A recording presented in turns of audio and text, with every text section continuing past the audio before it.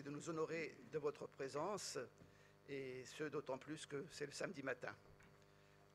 Notre association, l'association Les Territoires du Cœur, que j'ai l'honneur de présider, a pour vocation de développer et d'encourager, au travers de progrès scientifiques et médicaux, une relation nord-sud qu'on voudrait qu'elle soit fructueuse, égalitaire et durable.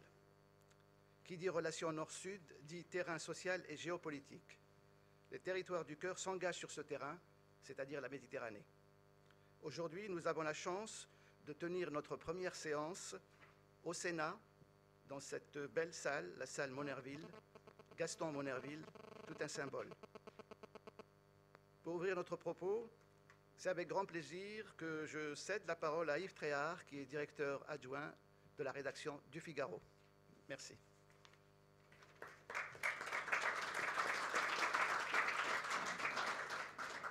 Merci Reda. Alors moi je suis tout à fait honoré de participer à cette matinée. D'abord parce que Reda est un grand ami à moi, pour qui j'ai énormément d'estime, de respect. Et donc il nous invite aujourd'hui à réfléchir un petit peu sur ce que je résumerai, les rapports Nord-Sud, notamment dans les échanges scientifiques, pas uniquement, les échanges donc intellectuels. Donc la règle du jeu, moi je n'ai rien à dire, simplement à arbitrer les interventions et les discours de chacun. Donc cette première table ronde s'organise autour de la Méditerranée, espace de civilisation, très vaste sujet, que nous aurons à débattre pendant quelques 1h15, 1h30. Et je vous propose qu'on fasse la chose suivante, c'est-à-dire que chacun des orateurs présents à cette tribune s'exprime pendant quelques 10 minutes, peut-être un petit peu moins, si c'est possible, et qu'après chaque intervention, vous autres dans la salle, si vous avez des questions à poser, bien que vous les posiez, afin qu'ils y répondent, ces orateurs. Ce que je vous demanderais, alors c'est toujours très difficile, parce que j'ai un peu l'expérience de la chose. Très souvent, ce ne sont pas des questions finalement, ce sont des commentaires, et puis on peut rester là jusqu'au dîner, c'est-à-dire que les gens se lâchent. Non, essayez d'avoir des interventions, s'il vous plaît, si ce ne sont pas des questions, mais des remarques qui soient le plus construites possible, afin qu'on essaye de maîtriser notre temps. Voilà, donc la Méditerranée, espace de civilisation. Je passe la parole à monsieur Jean-François Dumont, qui est économiste, géographe et recteur de la Sorbonne. Merci de ce passage de parole. Merci de votre invitation, cher docteur. Je dois dire que je vais être absolument insupportable ce matin parce que pour ceux qui me connaissent ou qui me voient ou qui m'entendent, je ne lis jamais, mais ce matin je vais lire, donc c'est l'exception qui confirme la règle. Donc. Et je ne vais pas parler de l'espace de civilisation qui est la Méditerranée parce que je laisse là mon ami de cœur, Mesri Haddad, qui va vous présenter ce questionnement. Donc je me placerai à un niveau beaucoup plus large, qui est donc la question de l'identité de chacun d'entre nous. S'interroger sur le terme identité suppose de surmonter des difficultés, puisque ce terme possède une appréhension absolument délicate. En effet, au premier abord, traiter la question de l'identité peut sembler une gageure. Selon certains, peut-on analyser l'identité alors que ce terme peut être jugé a priori comme quasiment indéfinissable. L'énigme posée par nombre de grands auteurs depuis plus de 2 millénaires se trouve résumée par Gottlob Frege en 1894, puisque toute définition est une identité, l'identité elle-même ne saurait être définie, je ferme les guillemets.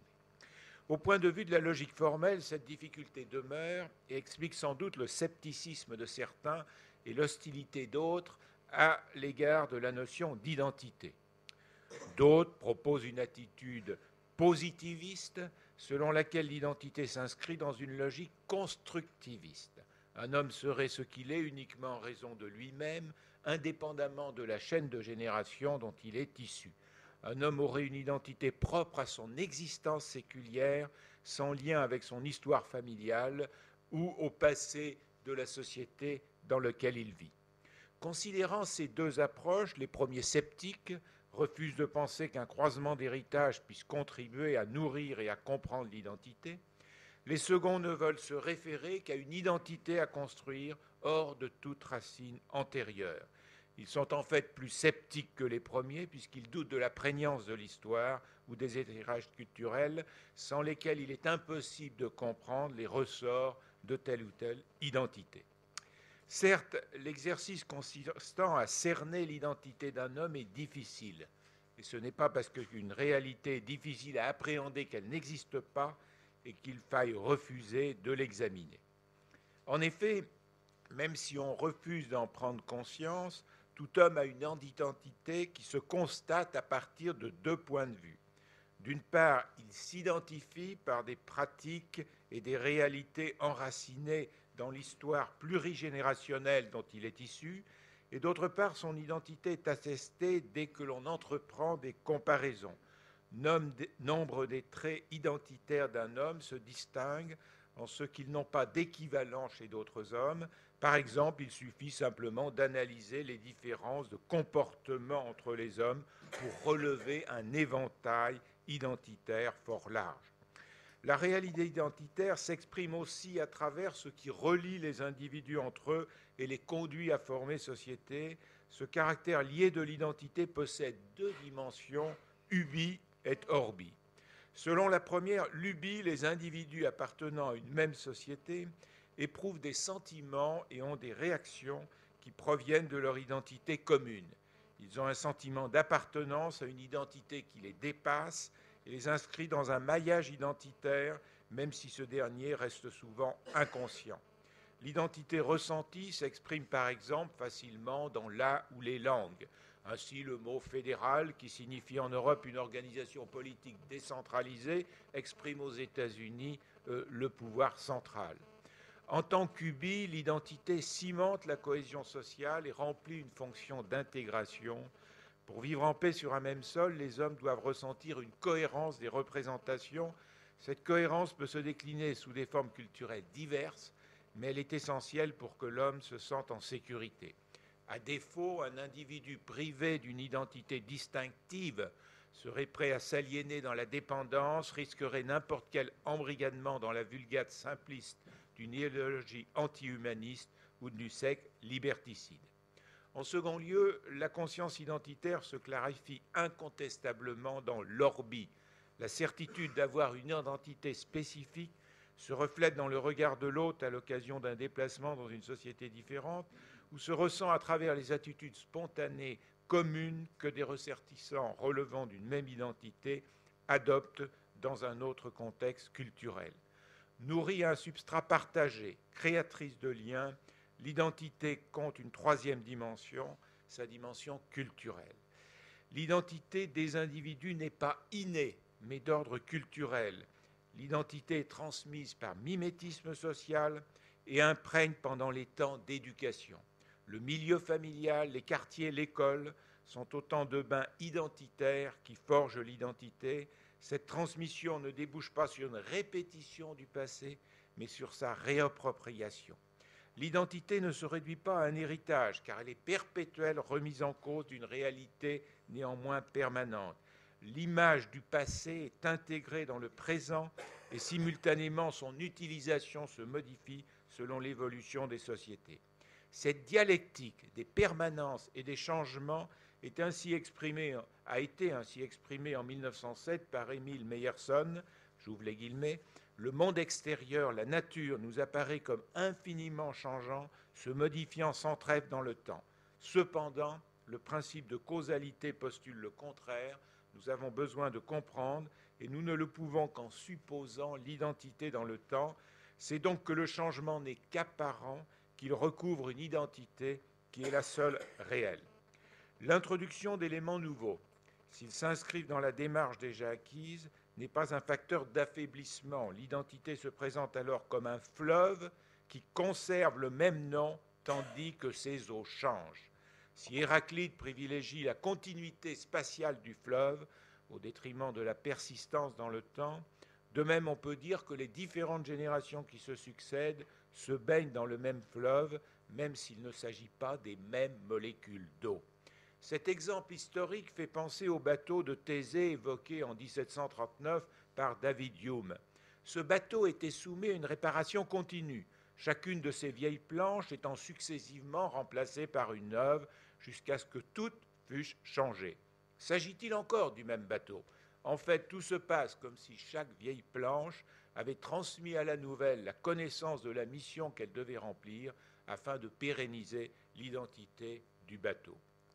Mais en même temps, l'identité n'est pas une donnée statique, elle est en perpétuelle évolution parce qu'elle tend vers des idéaux.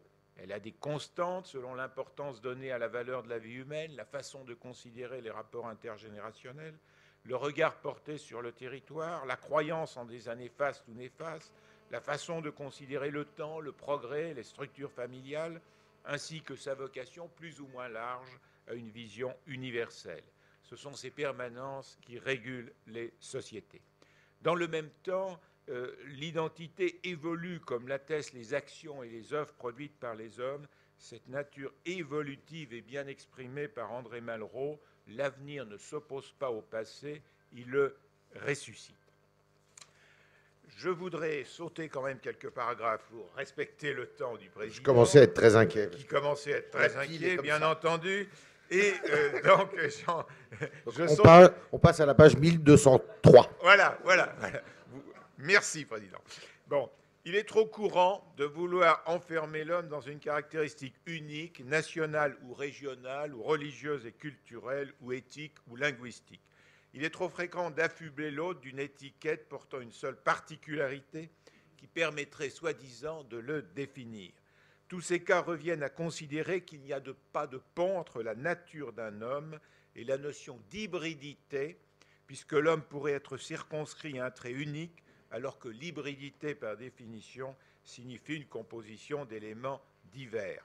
À l'opposé de cette approche, notre analyse nous a conduit à la conclusion, qui est le titre de mon intervention, que toute identité authentique ne peut être que plurielle.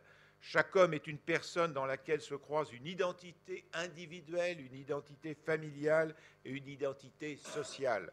Chacune de ces identités nouées s'inscrit dans un ensemble pluraliste.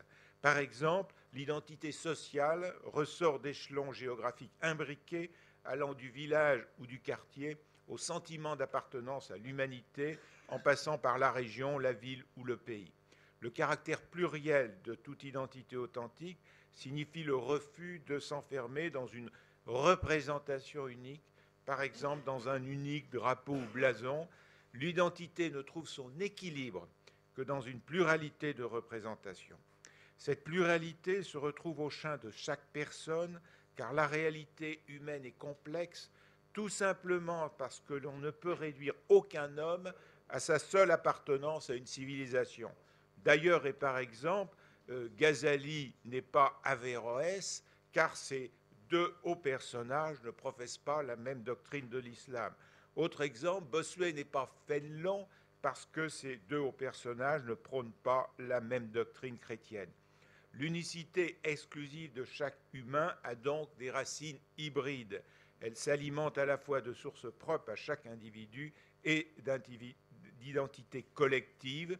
J'écris bien identité collective au pluriel, parce qu'entre la part d'identité ayant pour origine une unicité exclusive et l'appartenance de l'humanité, chaque homme se nourrit et nourrit de nombreuses identités intermédiaires. Donc je passe sur quelques exemples pour faire plaisir au président. Je crois que c'est absolument indispensable. Et je saute directement, il va être très très content, à ma conclusion, si j'ai bien compris, le respect du temps impératif. Quel esprit de synthèse.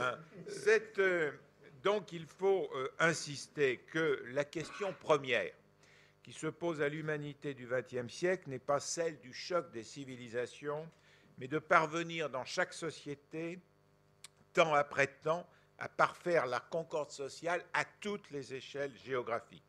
Ceci est rendu plus nécessaire et plus difficile que jamais, car le Méditerranéen, dans son espace vécu, se trouve confronté à la différence. Or, l'humain a toujours du mal à accepter que l'autre parle pensent, agissent, se comportent différemment de soi dans la vie sociale, dans la vie spirituelle, comme dans la vie